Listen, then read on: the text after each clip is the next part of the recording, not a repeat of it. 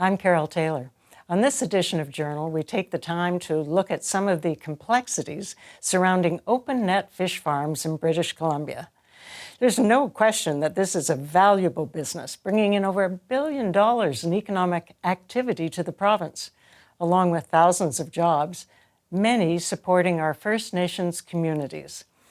There's also no question that open net fish farming is controversial. Those who are against it talk about the poisoning of wild salmon through either the transfer of disease or escaped fish contaminating stock. Those in favour say much has improved over the years, greatly reducing the number of escaped fish.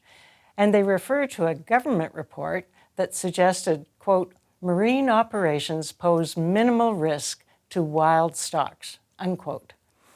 Despite this, the federal government has decided to take what they call a precautionary approach and close all open net fish farms within 5 years.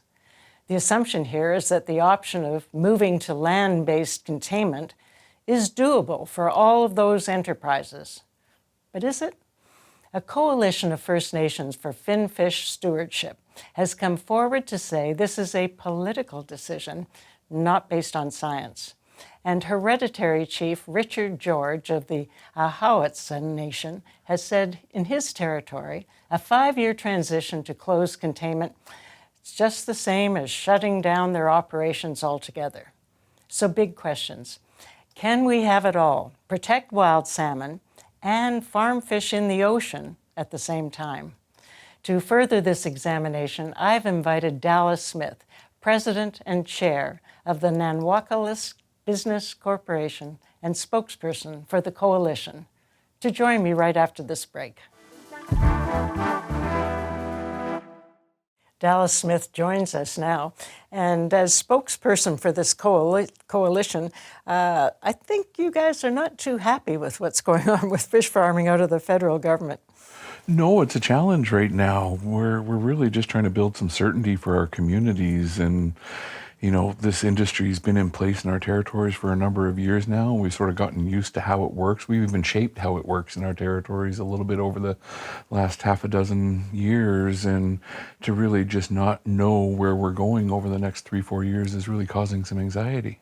I'm sure that's true. So let's set the stage. How important is fish farming to First Nations communities?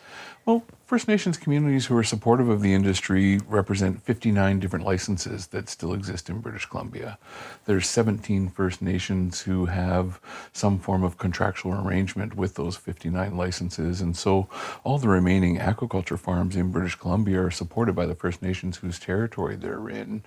And it's upwards of $70 million a year in direct revenues to the communities, 500 full-time jobs in remote First Nations communities, and the anxiety of that just hanging over the edge of uncertainty right now is really a challenge that we're trying to address. And it's really critically important for some of these remote rural communities. There was one chief who was saying, you know, they haven't had a suicide in 16 years. They've got 99% are employed. They're prospering. And if that goes away, they have no other economy. No, none whatsoever. I mean, we've seen the downgrading of the forest industry. We've really done a lot through the Great Bear Rainforest and Vancouver Island and other protection measures. And so we're trying to build an economy while we're trying to protect natural resources.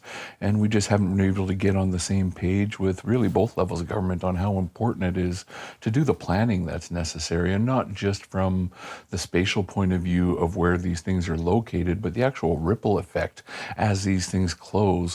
What is the ripple effect? We've already seen a 40% reduction in the sector to date with the closures in Discovery Islands and the Broughton Archipelago, and we've seen the lines at the food banks growing over the last year and a bit. So it's really an important issue that needs to get worked out. And so let's talk about what the real issue is.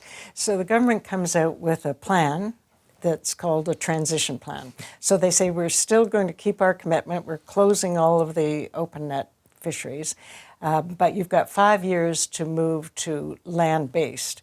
Now, the environmentalists say, oh, well, this is terrible. It should be closed now, no 5 years. People on the other side say, 5 years, it's not possible to move to land-based. So let's talk this through. What are the difficulties, especially in northern remote areas, of land-based containment? Land-based containment really just isn't feasible in British Columbia. We don't have the flat land. We can't replace the tonnage that's grown in our waters right now. And we're still actually arguing the definition of what closed containment is, whether that actually means land-based or whether there's recirculation technologies that are being looked at in other jurisdictions that might be attempted here. But the infrastructure gap around BC Hydro and power availability is also a major challenge that can't be addressed for 6 to 7 years, really. Even if we started today, had $100 million to build some regeneration opportunities, the only way we could instill some of this technology is to be trucking diesel up and down the coast to run these machines. So tremendous electricity needs, but also tremendous water needs. I know that some communities, not First Nations, but some other communities are concerned that if all this comes on land, it's going to affect the groundwater. There's concerns around groundwater and how that's managed, but I think the other challenge is if the companies were going to go to land-based closed containment, they do it closer to the markets. Their market is throughout the eastern seaboard of the United States and other places in North America. So it's just really not an attractive investment opportunity to build closed containment so far away from the market share. So that means they would just have to close. That's either close or look at new technologies in water, but we're also still trying to bring the debate up to speed. One of the problems with the activist community is they're debating the industry as it existed 25 years ago. We've seen the nations that don't want aquaculture in their territories remove farms from their territories, but the nations who want them are doing the oversight in science and using their guardian programs for, doing farm visits, lice counts, and all those things. And we're pretty comfortable that we're not impacting wild salmon to the state that the industry is being tagged with. And so I guess we have to ask the basic question, what is the problem we're trying to solve? I guess it's about lice and release of salmon. Really, that's sort of what we're trying to boil it down to for the government of Canada is what problem are you trying to solve? When we did our polling around the importance of farm versus wild salmon, it became 12th or 13th on the polls that we were doing in the downtown Vancouver area. And so there's some concerns around how the industry's managed. Nations have committed to regular oversight that actually supersedes the existing regulations that the Department of Fisheries and Oceans has. And so we're open to having that discussion about what is the actual interactions that we're concerned about. As we've seen farms close in the Discovery Islands and the Broughton Archipelago, we've actually seen sea lice go higher. We've seen sea lice numbers go higher after the removal of farms. So there's really more research that needs to be done. But that's kind of the $50 million question is who does the research, because nobody seems to trust each other's data anymore. You got the environmentalists saying one thing, you got the companies saying a thing, and then you got the Department of Fisheries and Oceans kind of wandering around in between those spaces. And so the First Nations who are committed to working with this sector have decided that they want to do their own science now. We want to be able to have our own independent labs to be able to process this data and this information and be able to make informed decisions ourselves. So where are you in that journey? So we're going a little farther down the line. We've built something called the Indigenous Center for Aquatic Health Science. And right now it's an independent ISO-accredited third-party lab that actually takes data and does the results. And we're able to see that for ourselves right from the lab, as opposed to being able to take it secondhand from other parties. But I think the other challenge, Carole, is if this is about wild salmon, we need to be looking at all the stressors, which a majority of the nations on the coast are doing. We know that forest habitat is a major impediment to fish areas right now. We know that global warming has made the creek beds warmer, which is challenging spawning returns. And so there's a number of different issues that need to be taken into consideration if we're actually going to deal with the concerns around wild salmon. How are you feeling personally about all of this? Because you talk in a very measured way and steps you think people should take, but then it's by some people just dismissed and you're killing our wild salmon. I stay off Facebook. That's probably one thing that I do to stay calm about it. But this is a governance issue for us. We're not taking sides with the industry. We're not taking sides with the environmentalists. This is about good governance practices for us. And this is something that we started in the Great Bear Rainforest, where we started to realize how to work with environmentalists, sector, government. And we're simply taking that same government to government approach to try to achieve results that are going to benefit our community. So were you surprised when the government came out and said, all going to be closed, you've got 5 years? A little bit, because they hadn't yet looked at the economic ripple effect that's going to happen. I talked about the 500 jobs. We talked about the direct revenues that was coming into communities. But the other challenge is nations who are working within this sector have started to develop needs for the revenue that's been developed to date. My community, for example, the Clowetsis Nation, is in the process of building 115 houses over the next 7 years for our community members. And now we've lost 60% of our own source revenue to be able to achieve that. So now I have to go back to the Indigenous Services Ministry and go back to them and say, sorry, I have no more money. Now I need you guys to help us build the houses, because the social need is still there. And that's one of the interesting things about this discussion is we're not fighting for foreign international interest stock prices to go higher. We're fighting for own source revenue to recirculate back into the coast of British Columbia. And you've been on private discussions, and I'm sure compensation in one form or another comes up, but compensation may not be the answer because it's jobs. It's really jobs and, the pride of the community, like the Kitasoo example, where they haven't had a suicide in 16 years because their people are gainfully employed. And that just is it's just so meaningful when it comes to community building, is just having sustainable employment. We'll continue this discussion, and there are some other important questions to be asked as well right after this break. We're back with Dallas Smith, and you speak in such a measured, calm way about this. Have you always been pro-ocean fishing, open net? No, not really. When salmon farms were first introduced in our territories, they just sort of showed up one day. It was pre-Delgamuuk, pre-consultation, and all those other issues. So these Norwegian interests just started showing up, and we had a lot of concerns in the early years that we had to work through. Some of them didn't make it through. Some of the relationships never really started. And it's unfortunate that we haven't been able to really chart the progression of the relationships as much as we'd like to, because it would really show an evolution in how the sector has approached Indigenous communities. The forest industry has been around for 150 years. They're just learning how to work with our communities now. The mining industry is just slowly starting to make progress with First Nations communities. But the aquaculture industry is 100% Indigenous supported in the communities that they operate now, in a shelf life of 35 years. And so, it's frustrating some days, but at the end of the day, you need to do what's best for your communities. And I'm the guy who's been tasked to try to be the champion of that. But you've mentioned frustration, and we were talking before, and you said you've got to deal with provincial governments, federal governments. How do you make that work? Really, it's just about being clear about what our process is. We developed a plan when the Department of Fisheries and Oceans first shut down the farms in the Discovery Islands. The other nations realized that we needed to be more upfront with what the issues were to us.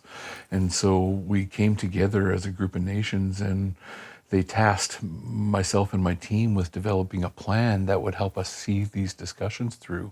And even though the federal governments and provincial governments have changed the goalposts, we've stuck to our plan and just kept fighting for what's right for our communities. So you get one of them on side and... Definitely. We get to Ottawa, and Ottawa's ready to start talking about, okay, what does the next renewal of licenses look like? What are the parameters around renewal? But then the province of BC goes quiet. And then we sit down with the province of BC, and back when John Horgan was still premier, he wrote a letter supporting the nations who are still involved in the sector. So that buoyed the interests of the federal government, thinking we could try to get somewhere as a government discussion. And then they did a cabinet shuffle, and then they had a new minister come in. So it's really about just working at a technical, bureaucratic and decision-making level. I've found that that approach has been able to make sure that we identify problems, we identify solutions to those problems, and then we go to the decision makers with those solutions in hand. So Dallas, there's something that I can't understand. We're in the middle of reconciliation, and we've got some treaties done. We've got other agreements made, and we've been talking about this for a long time. The courts keep having a voice. I thought that part of all of this was that there were some traditional businesses, activities such as fishing and hunting, that were accepted, absolutely, First Nations rights. Why doesn't that supersede what the federal government does? Well, and that's sort of some of the strategies we need to be looking at now. We've had both levels of government, both the provincial and federal government, have embraced UNDRIP. They've both said that we need free and prior informed and consent for development of practices, with resources and the management of resources. And so a lot of our nations are looking at what will it take to license these things ourselves now. We've done spatial planning. A majority of the nations that I work with have protected over 60% of their territories terrestrially. And so they're looking at economic opportunities with a preset protection regime around them, which is a bit of a challenge. But we think that if we go through all the steps properly, we can issue these licenses ourselves as long as we meet all the standards of the Canadian Food and Agriculture Inspection Agency. We should be able to issue these things ourselves. But we hope that governments of the day will actually come together and make these decisions jointly. But that's interesting, licensing it. Definitely. We've been talking to the Canadian Federation of Agriculture just to be looking for support on how Indigenous practices can start to become more commonplace, but how can we also be a regulator as well, which is something that we're definitely interested in. You've mentioned a couple of times technology and the changes, the improvements. I read an article recently on Norway. Norway, of course, was a leader. It's hugely important to their country. And they're not giving up on ocean, open net. So what they're doing is looking at ways of doing it differently. One was to go very, very deep. If you go very, very deep, the lice don't survive. And another was to use AI and lasers that go into pens and just nick all of the lice. Definitely. There's 3 or 4 different technologies that we think might be applicable in Canada should the power needs be addressed. But it's a discussion that we're really committed to continuing to have. We've seen CERMAC introduce some closed containment technologies in a Housat territory, and so we're working to understand what's working, what isn't, so we can make sure that we just keep evolving the discussion. So rather than just write off the open net in the ocean, are there ways to do it better? And that's really what we need to find. I think we've found technologies that work in geographical areas of the coast of British Columbia. We just need some more time and investment. You talk about Norway. Norway invests hundreds of millions of dollars into this sector. The government of Canada invested $5 million in aquaculture transition plans for both coasts. And so we're really talking at different scales here. But I think the one common denominator is going to be the drive of the First Nations communities trying to achieve sustainability and self-determination. And you made a distinction that I caught, which was the First Nations who support fish farms and have them. They're the ones that are working with the coalition. And other people will say, well, some First Nations don't think it's a good idea. But your point is it's not on their territory. Definitely. I mean, we also do need to talk to our neighbors, and I think that's one thing the activists have been successful at, is driving a wedge between Fraser River nations and coastal nations. And so we're really doing some more work at making sure that the lines of communication are open between all First Nations communities so that we can at least get to a place that we all understand. I'll use TMX as an example. There's 11 to 12 nations who are trying to buy into TMX pipeline. We trust them to do the oversight that's necessary to not negatively impact wild salmon as that pipeline goes along the Fraser River. But for some reason, the romanticism around wild salmon doesn't give us the luxury of having the benefit of the doubt to do what's right. So what are you going to do about this? I've seen your one-page ads. I've seen you do interviews, and thank you for doing this interview. We're just going to keep working until we get to where we need to get as our communities. It's really unfortunate that aquaculture gets taken as this one issue when it's really about ocean management for our communities. Aquaculture is simply one pane of a big fence that we're dealing with. And the more that we're able to look at that big fence, I think the better off wild salmon are going to be. So I can't believe that you somehow knew that the 5-year transition was going to be the plan and it would be everybody has to go to land, because you must have been talking to them. I mean, what did they say to you when you give them your arguments? That was a bit of a challenge. You know, we work government to government until a decision's about to be made. And I've noticed this over my career. I mean, Gordon Campbell's done it, Christy Clark's done it, John Horgan's done it. They all talk about government to government until a decision needs to be made, and then it's the government's decision. And so we're going to keep pointing out that you can't embrace reconciliation, DRIPA, all this other legislation, and still have this unilateral position that the government makes all the decisions. And we're in one election right now, but another election coming federally. And so that must mess up all your plans and strategies too. It does. It slows us down. But I think the one key to where we are now is we know what we're trying to achieve. And so regardless of what happens when the dust settles on October 19th or next year federally, we're still going to have a position. And the government of Canada and the government of British Columbia is going to have to engage our communities. And so you must be engaging with opposition because you don't know who's going to be there. We've learned to talk to everybody now. Again, that just goes back to the experience. I go back to 2001 when the NDP was on their way out. We made some discussions and built some bridges with Gordon Campbell and his government. And those taught us that we need to be prepared for whoever's going to be in office, because whoever's there is going to have to deal with us. And we're just getting stronger every day. Legislation, traditional ecological knowledge, all those things are catching up with the rights and title direction of First Nations. Well, I'll watch with close interest, and especially after the election, and we see where all the pieces fall. Thank you for joining us today. Thanks so much. Anytime. Back in a moment. It's interesting, BC's one land steelhead salmon farm, Kutera, shares suppliers with the ocean farmers.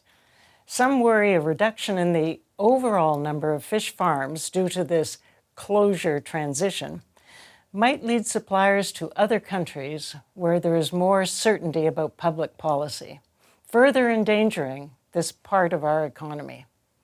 Let me know your thoughts on YouTube. Till next time, I'm Carole Taylor.